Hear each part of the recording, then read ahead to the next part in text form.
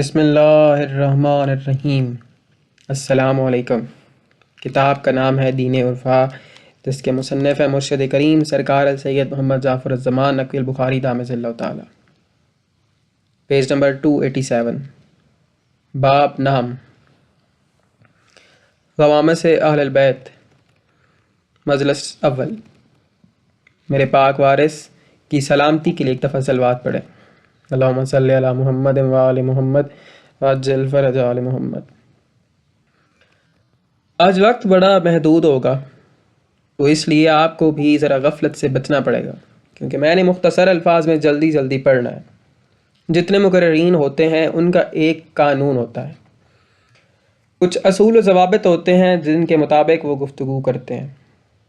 ان تمام قوانین میں سے ایک سب سے بڑا قانون یہ ہوتا ہے کہ جو عنوان ہوتا ہے وہ سب سے پہلے پیش کیا جاتا ہے کہ میرا عنوان گفتگو یہ ہے، اور میں یہ قانون توڑتے ہوئے جو میرا عنوان گفتگو ہے وہ سب سے آخر میں بتاؤں گا کہ یہ میرا عنوان ہے۔ بات میری سمجھ میں آئی ہے؟ یعنی اس قانون کے بالکل برعکس آج میں جو پیش کر رہا ہوں مالک کی عطا سے، وہ یہ ہے کہ سابقہ مجلس میں نے بات کی تھی اور اس وقت پھر بات لمبی ہو گئی بہت زیادہ، جس کی وجہ سے میرا خیال ہے کہ کچھ لوگوں پہ ذہنی بوجھ بھی پڑا تھا۔ تو میں یہ سوچ رہا تھا کہ چلیں اس کے ساتھ بھی تھوڑا لنک کر دوں، لیکن موضوع میرا آخر میں۔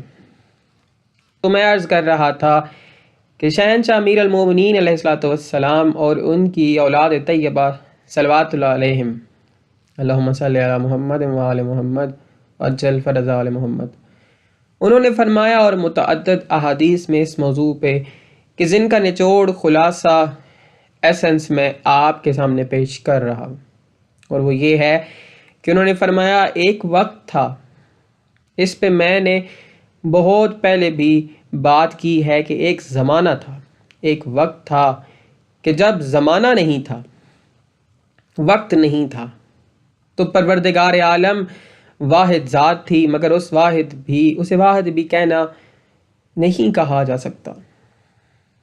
احد تھا مگر احد بھی نہیں، کیونکہ اس وقت وہ جامع صفات و ذات سے مجرد تھا۔ اس وقت پروردگار عالم نے ہمارے نور کو اپنے نور سے اخذ کیا، اختراع فرمایا، جیسے مؤثر سے اثر نکلتا ہے، جیسے سردی کی وجہ سے ٹھنڈک محسوس ہوتی ہے، جیسے سورج کی چمک سے روشنی نکلتی ہے، جیسے آگ سے حرارت پیدا ہوتی ہے، ایسے ہی مؤثر سے اثر کی طرح ہمیں اپنی ذات سے اس ذات نے جدا کیا۔ خود فرمایا ہے پاک گھر نے کہ جس وقت پروردگار عالم رب ذوالجلال والاکرام نے اپنے نور ذات سے یا نور انا سے، ہمارے پاس الفاظ بڑے محدود ہیں اور مضمون انتہائی پرتے کا ہے کہ جہاں تک آدمی کی عقل رسائی نہیں کر سکتی، بہرحال الفاظ کی بیساکھیوں پہ چلنا تو پڑے گا۔ تو اس لیے میں عرض کر رہا ہوں کہ اس وقت کہ جس وقت جامع نور انوار آل محمد علیہ السلام ایک نور ہیں جن کا نام پاک اس مقام پہ بھی کوئی نہیں ہے، جیسے پروردگار عالم لا اسم لہو ہے، ویسے ہی یہ بھی لا اسم لہو ہے، ان کا نام پاک بھی وہاں نہیں ہے۔ فرماتے ہیں کہ جو ہی یہ عمل ہوا تو ہم نے کیا کیا، اس جامع انوار، اس نور اقدس نے اپنے مرکزی نور کا طواف کرنا شروع کیا، پروانہ وار طواف شروع کیا، گویا قبلہ قرار دیتے ہوئے اپنی عبادت کا آغاز کیا، کہ جیسے حاجی طواف کرتے ہیں کعبے کو قبلہ قرار دے کے، ایسے بلا واسطہ قبلہ قرار دے کے طواف کرنا شروع کیا۔ اور وہ طواف جو ہے وہ ایک دن میں مکمل نہیں ہوا، 2 دن میں مکمل نہیں ہوا، بلکہ 80,000 عمری سال میں جا کے ایک طواف مکمل ہوا۔ مولا صاحب الزمان ہر دم ہو بھی امان۔ جس وقت اس نور عطر نے اپنا طواف مکمل کیا اور نقطہ آغاز پہ پہنچا تو وہی نقطہ کمال بھی تھا۔ یہ جیسے ہوتا ہے کہ آپ ایک دائرہ لگائیں تو جسے نقطے سے آپ شروع کر رہے ہیں انتہا اسی نقطے پہ آ کے ہوگی، تب ہی تو دائرہ مکمل ہوگا۔ ایسے ہی نا، یعنی جو نقطہ آغاز تھا دائرے کا، نقطہ کمال بھی وہی قرار پایا۔ جس وقت اس مقام پہ پہنچے تو اس وقت میں نے پہلے عرض کیا ہے کہ ابھی پروردگار عالم کی ذات نے، یعنی اس کی عنائے مطلق نے صفات و ذات کی اجرت اپنے پیکر نورانی پہ موضوع نہیں فرمائی تھی۔ جی، یہ وہ مقام ہے۔ جس وقت یہاں کے انہوں نے اپنا طواف مکمل کیا تو اس نقطہ آغاز اور نقطہ کمال کو ام المراتب العظمی کہا جاتا ہے۔ سمجھ آئی؟ ام المراتب العظمی، یہ وہ مقام ہے کہ جسے ہم کہتے ہیں کہ نیرسٹ، یعنی قریب ترین، یعنی قرب، نحن ہو و نحن کا جو مقام ہوتا ہے وہ یہی مقام ہے۔ یہاں سے آگے آغاز فرمایا، یہ ایک سفر ہے، اس نور عطر نے ایک سفر کا آغاز فرمایا۔ میری بات اب آپ کی سمجھ میں آ رہی ہے نا؟ آ رہی ہے سب کو سمجھ؟ اس سفر کے دو مراحل ہیں۔ اس سے پہلے جو سفر سرکار علیہ الصلوۃ والسلام نے شروع کیا وہ مرکز کے گرد تھا، اور اب سفر کا آغاز ایسے ہے کہ سرکار علیہ الصلوۃ والسلام نے حبوط کرنا شروع کیا۔ حبوط ہوتا ہے بلندی سے پستی کی جانب، یعنی نیچے کی طرف آنا، اور صعود ہوتا ہے پستی سے بلندی کی طرف چڑھنا۔ بات میری سمجھ آئی آپ کو؟ یعنی حبوط کرنا شروع کیا اور پھر صعود کرنا، اور یہ چیز ہے جو سمجھنے کے قابل ہے، قابل غور ہے کہ یہ جو سفر ہے یہ حبوطی یا نزولی ہے، جیسے کو سے نزولی، کو سے حبوطی، کیونکہ یہ ایسے ہے جیسے ایک دائرے کے اندر دوسرا دائرہ بنانا۔ یہ ہم نے ایک دائرہ بنانا شروع کیا، یہ اس کی ایک قوس بن گئی۔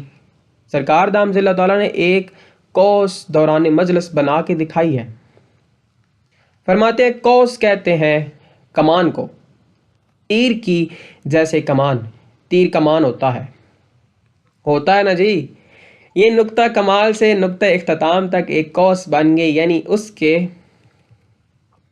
دوسرے نقطے کو نقطہ پستی کہہ سکتے ہیں، اور اس قوس کو کہا جاتا ہے قوس حبوطی اور نزولی۔ اور اس کے بعد جس وقت یہاں سے آگے سفر شروع کیا جائے تو پھر ایک قوس بنتی ہے جو پستی سے بلندی کی طرف ہوتی ہے، اسے قوس سے عروجی اور صعودی کہا جاتا ہے۔ بات میری سمجھ میں آئی آپ کے؟ اب یہ جو فرمایا گیا کہ قاب قوسین او ادنا، قاب کہتے ہیں دھاگے کو، ذرہ کو، جو تیر کی کمان میں ڈالی جاتی ہے۔ اب پروردگار عالم کے اس مقام پر ایک نقطہ یعنی آغاز ہے، وحدت ہے، جہاں سے انہوں نے حبوط فرمایا، اور حبوط فرماتے فرماتے فرماتے فرماتے بشریت کی پستیوں کا جامہ کے پہنا، اور یہ ان کی انتہا پست مقام ہے جو ان کا یہاں تک پہنچے۔ اب ان دو کمانوں کے درمیان میں ایک دھاگا ڈال لیں تو یہ ایک دائرہ مکمل ہو جاتا ہے۔ زوار محمد بخش صاحب نے عرض کیا 2 دائرے مل جائیں گے جی۔ فرماتے ہیں 2 دائرے نہ، 2 کمانیں ملیں گی اور ایک دائرہ بنے گا۔ اب سمجھ گئے ہو؟ ایک یہ کمان ہے، یعنی ادھر یہ کمان ہے، ان کے درمیان میں ایک دھاگا ڈال دو۔ پروردگار عالم نے فرمایا قاب قوسین او ادنا، اس مقام پہ لے گئے جہاں 2 کمانوں اور ایک دھاگے کا فرق ہے، بلکہ اس سے بھی قریب۔ یا مولا یا صاحب الزمان، ہر دم ہو بھی امان، ہمیشہ ہو میں جوانی امانے، شاہی امانے، خضر دی عمران ہوئی، خضر دی عمران ہوئی، جوانیاں رج رج مانے، رج رج مانے۔ یہ ورڈ تھا خضر دی عمرہ ہوئی۔ یہاں اگر یہ سمجھ جائیں، یعنی جیسے علماء اور دیگر لوگوں کو اشتباہ ہوا کہ وہاں اللہ اور ان کے درمیان میں 2 کمانیں رکھ دو اور ایک دھاگا آگے بڑھا کے رکھ دو تو بس اتنا تھوڑا سا ہی فاصلہ ان کے درمیان باقی رہ گیا تھا، انہوں نے یہ ترجمے کیے ہیں۔ اس کا مطلب یہ ہو گیا کہ 2 کمانیں اور ایک دھاگا، چاہے ان 2 کمانوں میں سے ایک کی ایک کمان سمجھ لیں، 1 انچ کی ایک کمان سمجھ لیں، یا 1 فرلانگ کی، لیکن وہ تو پھر بھی بہت بڑی ہے نا۔ اگر 1 انچ کی بھی ایک کمان فرض کر لی جائے یعنی ایک کمان، اس کے سامنے ایک اور کمان، اور اس کے آگے پھر ایک دھاگا، اور پھر اس دھاگے کے بعد پروردگار عالم ہے جی۔ اب ان کمانوں کے اس طرف کون ہے؟ شہنشاہ انبیاء صلی اللہ علیہ وآلہ وسلم کی وحدت مطلقہ ہے۔ اس کا مطلب ہے کہ اس درمیانی ایریا میں نہ نبوت ہے اور نہ وحدت ہے۔ مولا صاحب الزمان ہر دم و بھی امان۔ یا تو بہت سارا دو کمانوں کا ایک ایسا فاصلہ فرض کیا جائے کہ جس میں اللہ موجود ہی نہیں ہے، بلکہ کچھ بھی نہیں ہے، یوں سمجھ لیں کہ وہ ایک زمین لینڈ، نو مین لینڈ یا نو گاڈ لینڈ کہہ لیں، اسے کہ جہاں اللہ اور رسالت یعنی کوئی چیز ہے ہی نہیں، اور وہ جگہ خالی ہے۔ تو کیا اللہ سے بھی کوئی جگہ خالی ہوتی ہے؟ اور اگر ہو تو پھر وہ اللہ ہوگا جی؟ جگہ تو چلے ہوگی یا نہیں ہوگی، کیا عقیدہ وحدت بچتا ہے پھر؟ بات سمجھ آئی میری؟ تو یہ جو کمانے ہیں، یعنی مقام وحدت سے شروع کر کے واپس مقام وحدت تک کا جو سفر ہے، اسے کہا گیا ہے قاب قوسین او ادنی۔ باتیں یہ ایسی ہوتی ہیں کہ جو تفصیل طلب ہوتی ہیں، اور میں چاہتا ہوں کہ چلے کچھ تفصیل تو پہنچ جائے۔ اچھا، اب جس وقت اس نور نے، یعنی سرکار علیہ السلام کے جامع انور، یعنی یہ جو نور واحد تھا، اس نور واحد نے اپنے مرکز ذات سے علیحدگی اختیار کی، اور جو ہی علیحدگی اختیار کی تو اس درجے کو پروردگار نے، یہ جیسے دائرے کے اندر 360 درجے ہوتے ہیں نا، یہ جیومیٹری کا کلیہ ہے نا، کہ دائرے کے 360 درجے ہوتے ہیں، اور پھر ایک درجے کے اندر کئی درجے ہوتے ہیں۔ توجہ، پہلا درجہ ہے، وہ جو پہلا درجہ ہے اس جدائی کا، اسے کہا جاتا ہے ام المراتب العظمی۔ سامعین میں سے کسی نے عرض کیا ام المراتب العظمی؟ جی، عظمی یہ وہ مقام ہے کہ جو عالم لاہوت سے بھی ماورا ہے، عالم لاہوت سے بھی ماورا ہے۔ جس وقت اس مقام کو زینت بخشی ہے اس نور اول نے، تو پروردگار عالم نے جامع لاہوتی زیب تن کروایا، اور اس کے بعد حجاب ہٹایا گیا ان کے پردے سے۔ تو اس وقت عالم لاہوت کے اندر جو درجات اور جو امہات المراتب موجود تھے، جو ہی ان کی نگاہ پڑی اس نور ذات پر تو فوراً سارے سر بسجود ہو گئے۔ انہوں نے قبلہ قرار دیتے ہوئے اس نور اول کا سجدہ کیا۔ جس وقت انہوں نے سجدہ کیا تو پروردگار عالم نے اس نور کو جامع لاہوتی پہنا کر صلب ام المراتب العظمی سے بطن عالم لاہوت میں منتقل ہونے کا اذن بخشا۔ سمجھ آئی؟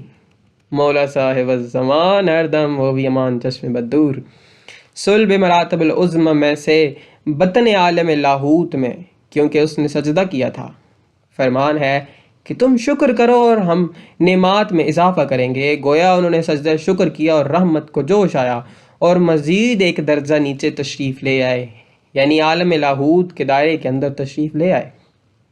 اب اس میں ایک کلیہ یہ بھی آپ کو بتاتا چلوں کہ جو مراتب ہوتے ہیں عالم ماورا کے، جتنے بھی مراتب ہیں، درجات ہیں، انہیں ام المراتب کہا جاتا ہے یا امہات المراتب کہا جاتا ہے۔ گویا یہ ایک کلیہ ہے امہات المراتب کا، لیکن یہ بھی آپ کو بتا دوں، بلکہ اس کلیہ کی مزید تھوڑی سی وضاحت کرتا ہوں تاکہ آپ لوگوں کو مزید آگے سمجھنے میں جی آسانی ہو۔ یوں سمجھ لیں کہ جیسے ایک آدمی ہوتا ہے اور اس کی ولایت کا عمل شروع ہوتا ہے۔ اس کی ولایت کا عمل کیسے شروع ہوتا ہے جی؟ کہ وہ ایک صلب سے ایک بطن میں منتقل ہوتا ہے، ٹھیک ہے نا؟ ایک صلب سے ایک بطن میں منتقل ہوتا ہے، ایسے ہی ہوتا ہے نا جی، ایسے ہی ہوتا ہے نا عمل۔ جبکہ وہاں یہ کلیہ ہوتا ہے کہ ہر عالم البلا، ہر مرتبہ بالا یا ہر حجاب بالا جو ہوتا ہے وہ نسب رکھتا ہے مقام صلب کی، اور جس وقت میں وہ حقیقت آگے منتقل ہونی ہوتی ہے، وہ مقام جو ہوتا ہے وہ مقام بطن یا نسبت بطن رکھتا ہے۔ بات سمجھ آئی میری؟ مولا صاحب الزمان ہر دم ہو بھی امان، ہمیشہ ہمیں جوانیاں مانے تے خوشیاں دے تاج پاویں۔ میری بات سمجھ آ گئی یہاں تک؟ اب ایسے ہوگا کہ جیسے سرادقات ہیں تو سرادقات میں سے جو اوپر والی سرادق ہے وہ صلب قرار پائے گی، اور جو نیچے والی سرادق ہے ہوگی وہ کیا ہوگی؟ بطن، وہ بطن ثابت ہوگی۔ ایسے ہی حجابات ہیں تو جو اوپر والا حجاب ہوگا وہ صلب قرار پائے گا، اور جو نیچے والا ہوگا وہ بطن قرار پائے گا۔ اب جس وقت عالم لاہوت میں تشریف لے آیا یہ نور، یعنی کہ مراتب العظمیٰ میں سے جس وقت منتقل ہوا عالم لاہوت میں، تو مراتب العظمیٰ مقام صلب اور لاہوت مقام بطن تھا۔ اب بطن عالم لاہوت میں جس وقت تشریف لے آئے تو اس کے آگے کئی درجات ہیں۔ اس کا سب سے بلند ترین درجہ وہ ہے کہ جسے المقام المحمود کہا گیا جاتا ہے، یعنی مقام محمود یا مقام محمود۔ قرآن کریم میں کہ جیسے آپ نے وہاں سے شروع کیا تھا سفر، آسا آئیں یب آسا کا رب کا مقام محمود، جیسے آپ نے وہاں سے سفر شروع کیا تھا سفر، یہ شہنشاہ انبیاء صلی اللہ علیہ وآلہ وسلم کے بارے میں قرآن کریم میں ہے کہ فتہجدوا بہ نافلۃ لک عسیٰ ان یبعثک ربک مقاما محمودا، کہ اس دوران بھی شاید آپ کو مقام محمود پہ پہنچا دیا جائے، یعنی پھر اپنے اس اصلی گھر کے جہاں سے آپ چلے تھے وہاں پھر بھی پہنچایا جا سکتا ہے، جو مقام ہے اس کا۔ مولا صاحب الزمان ہر دم ہوئی امان، ہمیشہ ہمیں جوانیاں مانے تے خوشیاں دے تاج پاویں۔ جس وقت مقام محمود کے سامنے آ کے سرکار علیہ الصلوۃ والسلام نے اپنا جلوہ دکھایا، اس نور اول نے اپنا جلوہ دکھایا، تو مقام محمود نے انہیں قبلہ ذات قرار دیتے ہوئے پھر سجدہ کیا۔ سمجھ آئی؟ مقام محمود ان کی بلندیوں کو دیکھ کر سر بسجود ہوا قبلہ قرار دے کے۔ جس وقت وہ عین سجدے کے عالم میں تھا تو اس وقت صلب ذاتیہ الہیہ سے انہوں نے بطن عالم مقام محمود کو زینت بخشی۔ ہمیشہ میں مولا صاحب الزمان ہر دم ہوگی امان، مقام محمود کے بطن کو زینت بخشی۔ ایسے ہی پھر مقام محمود سے آگے مرتبہ جمالیہ آتا ہے۔ یہ مرتبہ جمالیہ نے نگاہ کی جس وقت ان کے سامنے مقام محمود پہ، یہ وہ مقام ہے جہاں اس نور نے اتنی حمد کی تھی کہ پروردگار عالم نے اس مقام پہ آ کے انہیں نام دیا تھا محمد صلی اللہ علیہ وآلہ وسلم۔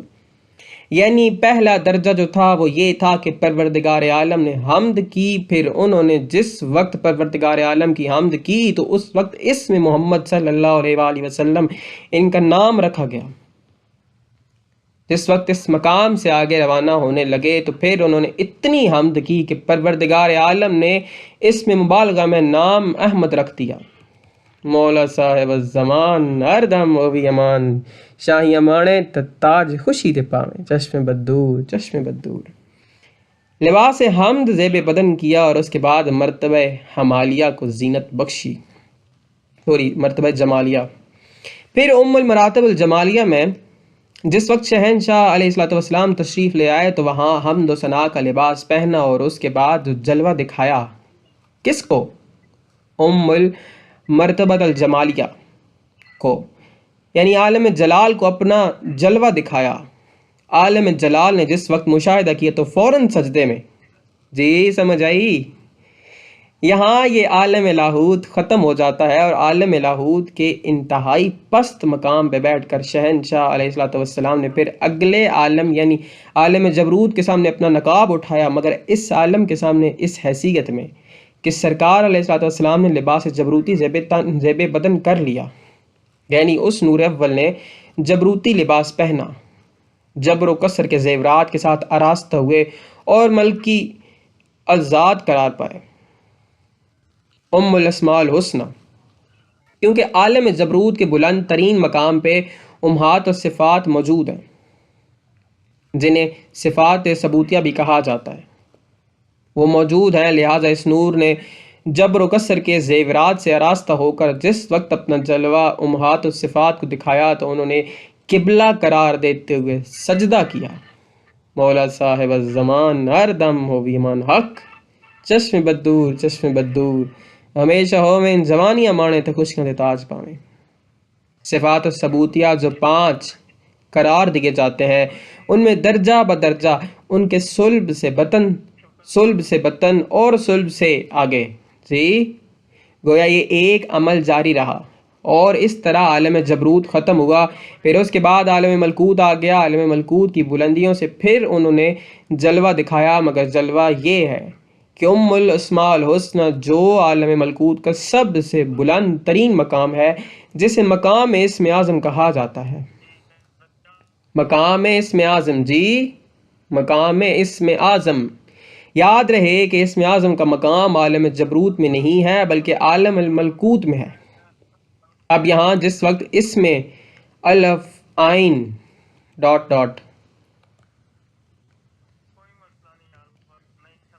یہ ویسے فرمانے کو تو فرماتے رہے ہیں کہ ہمیں اللہ کی ذات نے اسم اعظم دیا ہے کہ جس سے ہم سب کچھ کر لیتے ہیں، وہ اس لیے کہ کسی نہ کسی طرح منوانا جو تھا کہ ارے او جاہلوں کسی طرح بھی صحیح مانو تو صحیح، ورنہ یہ تو وہ ذات ہیں کہ جس وقت عالم جبروت سے انہوں نے اپنا جلوہ دکھایا تو اسم اعظم سر بسجود ہو گیا ان کے سامنے۔ مولا صاحب الزمان ہر دم ہو امان، جشم بدور جشم بدور ہمیشہ ہوئے۔ صلب عالم جبروت سے پھر بطن اسماء اللہ العظم میں نازل ہونے کا اذن پا کے یہ نور گویا اسم ہائے مسمى بن کے نازل ہوا، اس میں یعنی اس کا اثر بن کر اس کے اندر تشریف لے آئے، اور پھر یہ نہیں کہ بس ایسے ہی نیچے اترتے چلے آئے، بلکہ ایک ایک مقام پہ کتنے کتنے ہزار عمری سال انہوں نے گزارے ہیں۔ یہ کوئی لمحاتی کھیل نہ تھا بلکہ ایک سلسلہ تھا جو پتہ نہیں کتنے اربوں کھربوں صدیوں پہ محیط ہے۔ بہرحال اس کے بعد پھر کچھ اسم اعظم، جی یوں سمجھ لیں کہ اسم اعظم جو ہے یہ کمانڈر ان چیف ہے، باقی 480 اسماء الحسنى جو ہے۔ اچھا ایک اور بات میرے ذہن میں آ رہی ہے، ہمیں یہ کہا جاتا ہے نا کہ 99 نام ہے اللہ کے صفاتی اور جو ایک ہے وہ ہے ذاتی، اور یہ بھی ذہن میں رکھنا کہ یہ نام 99 نہیں ہے، پہلے یہ جو اسمات تھے وہ 480 اسماء شمار ہوتے تھے پروردگار عالم کے، کیونکہ یہ جو 99 نام ہیں ان میں تو ایسے بہت سارے نام ہیں جو موجود ہی نہیں ہیں، یعنی قرآن کریم میں موجود ہیں مگر جو 99 ہیں ہمیں دیے گئے ہیں ان میں نہیں ہیں، جیسے خیر الرازقین، احسن الخالقین، گویا ایسے لاتعداد نام ہیں، اور کافی سارے ایسے نام بھی ہیں جو سرکار علیہ الصلوۃ والسلام نے اپنی دعاؤں میں بیان فرمائے، جیسے پروردگار عالم کو مخاطب کیا یا رب الارباب، جبکہ ہماری دعاؤں میں موجود ہیں۔ گویا ایسے بہت سارے نام ہیں کہ جن ناموں سے پروردگار عالم کو پاک خاندان علیہ الصلوۃ والسلام نے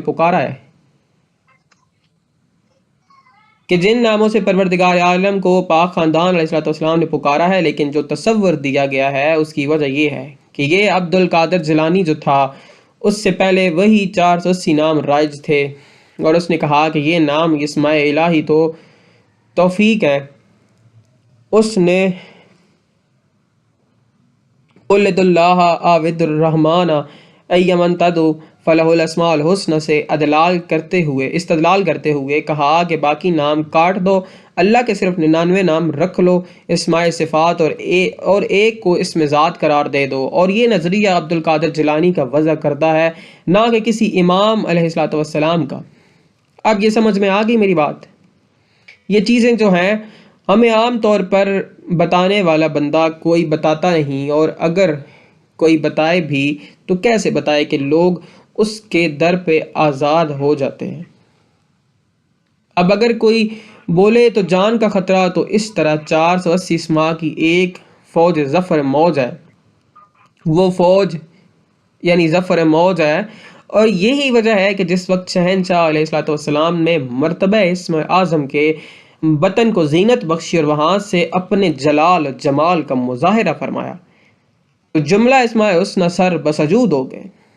آقا خمینی اپنی کتاب مصباح الہدایہ فی خلاف الولایہ میں فرماتے ہیں کہ جو حریم اسم اعظم ہے، یعنی دراصل وہ بیان یہ کرنا چاہتے ہیں کہ یہ مراتب جو میں آپ کے سامنے بیان کرتا آ رہا ہوں، ان مراتب میں ہر مرتبے کے جو باشندگان کہہ سکتے ہیں ہم انہیں رہنے والے جو وہاں ہیں، یا ان مقامات پہ جو اسماء ہیں یا صفات ہیں یا حجاب ہیں یا سرادق واقع ہیں، ان میں سے کسی ایک کی بھی اتنی جرت نہیں کہ وہ خود سے اگلے عالم کے حریم میں جھانک کر دیکھ سکیں، اگر جھانک کے دیکھے تو فنا ہو جائے۔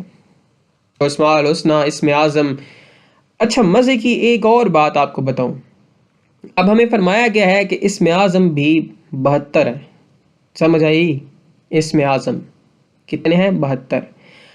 اب کسی کو نہیں سمجھ آتی کہ وہ 72 کون ہیں۔ سید ذوالفقار شاہ صاحب نے مسکراتے ہوئے عرض کیا، بہرحال 72 ہیں۔ فرماتے ہیں جی، سمجھ آئی؟ تو جو مرتبہ اسم الاعظم ہے، یعنی وہاں سے پھر انہوں نے اپنے انوار کا مشاہدہ کروایا، زیارت کروائی، تو جملہ اسماء الحسنی سر بسجود ہو گئے۔ جس وقت سارے اسماء سر بسجود ہوئے تو پھر شہنشاہ علیہ السلام نے وہاں سے آگے سلسلہ شروع کیا، اور پھر اسلاب و ارحام قرار دیتے ہوئے ایک سے دوسرے، دوسرے سے تیسرے، تیسرے سے چوتھے، گویا اس طرح 480 اسماء کو زینت بخشی گئی۔ ان میں سے مرکزی اسماء جو ہیں کہ جنہیں امہات الاسماء کہا جاتا ہے، وہ 4 ہیں۔ میں نے پچھلی مجلس میں آپ کے سامنے گزارش کی تھی کہ وہ 4 امہات الاسماء ہیں، یعنی اول، آخر، ظاہر، باطن۔ ان 4 کو آپ کمانڈر کہہ لیں، اور کمانڈر ان چیف اسم اعظم، یعنی باقی اسماء اس کے ماتحت ہیں۔ یہ بھی ایک سلسلہ ہے، ایسے ہی چل نکلا، اور پھر جس وقت عالم ملکوت میں تشریف لے آئے تو اس کے بعد ان اسماء کے ابطان کو زینت بخشی، اور وہ بھی وَلِلَّهِ الْأَسْمَاءُ الْحُسْنَى پڑھتے رہے، گویا ان کے اندر بھی رابطہ پیدا کر دیا اسم کا ذات کے ساتھ۔ اگر وہ اسم تھے تو یہ مسمى بن کے آئے، وہ اسم تھے تو یہ اسم مجسم بن کے آئے۔ ایسے ہی انہوں نے آگے سفر شروع کیا، اور مرتبہ اسماء الہیہ کو انہوں نے عبور کیا۔ اس کے بعد آگے کہاں؟ جی، اس کے بعد آگے کہاں؟ امہات الملکات کے اندر، اللہ کی فعال قوتوں کے اندر۔ جس وقت پروردگار عالم کی فعال قوتوں، یعنی اس کی مشینری یا وہ ایگزیکیوٹیو یا حکومت کے اہلکار، کارکن انہیں کہہ لیں، ان کی جس وقت نگاہ پڑی تو انہوں نے پھر کیا کیا؟ قبلہ قرار دیتے ہوئے جی سجدہ کیا۔ اب یہاں کوئی بندہ کہہ سکتا ہے کہ ان کے لیے لفظ سے صلب کہنا جائز ہے یا ناجائز ہے؟ جاگ رہے ہو نا جی؟ جی بسم اللہ۔ مولا صاحب الزمان ہر دم ہو بھی امان، ہمیشہ میں جوانیاں مانے۔ اسلاب و ارحام کا جو تصور ہے، ارحام کہا جاتا ہے قرابت کو، قرابت رشتہ داری کو، تعلق کو، جیسے یہ حدیث ہے کہ سلوا ارحامکم، رشتہ داروں کے ساتھ صلح رحمی کرو۔ اور ارحام سے مراد وہ رشتہ ہے، وہ تعلق ہے، یعنی قریبی رشتہ، وہ قریبی رشتہ کہ جس میں قربت پائی جائے۔ جب یہ لفظ النساء کے ساتھ مرکب ہو تو پھر بطن مادر کے معنی دیتا ہے، لیکن جب تک یہ لفظ النساء کے ساتھ مرکب نہ ہو تو پھر اس کے معنی یہ نہیں ہوتے، کیونکہ ارحام کے ایک معنی قرابت کے اور اسلاب کے بھی ہیں۔ ایسے ہی ایک زمین جو بہت عرصے تک پڑی رہے اور اسے کاشت نہ کیا جائے تو وہ بنجر اور سخت زمین ہو جاتی ہے، یعنی جس کی سطح سرفیس سخت ہو جاتی ہے، تو ایسی زمینوں کو عربی میں اسلاب کہا جاتا ہے۔ اب اس میں یہ کہ کوئی چیز بھی ہو جس میں سختی ہو، بلندی ہو، یعنی اگر یہ دونوں شامل ہو جائیں، یا بلند ہو، جابر ہو، سخت ہو، تو اس کے لیے لفظ اسلاب بھی استعمال ہوتا ہے۔ جیسے عام عربی میں وَهُوَ صُلْبُ فِي الدِّينِ کہ فلاں بندہ اپنے دین کے معاملے میں بڑا زبردست تھا، کیونکہ عالم جو بلند ہوتا ہے وہ زبردست ہوتا ہے، با اختیار ہوتا ہے، اس لیے ان کے لیے لفظ اسلاب استعمال کیا جاتا ہے۔ اور جو عالم پست ہوتے ہیں ان کے معنی کیونکہ نرمی کے بھی ہیں، اس لیے انہیں ارحام کا مقام دیا جاتا ہے، لیکن وہ ایک سسٹم ہے۔ بہرحال میں اس پہ دوبارہ اپنا وقت صرف نہیں کرتا، ہاں البتہ اب یہیں ایک اور بات کرتا چلوں۔ عرفاء کے اندر یہ اصطلاح آلریڈی استعمال کی جاتی ہے کہ کسی بھی عارف نے ان مراتب کے لیے لفظ اسلاب و ارحام کا استعمال جو ہے اسے عیب نہیں سمجھا، بلکہ انہوں نے اسے استعمال کیا ہے۔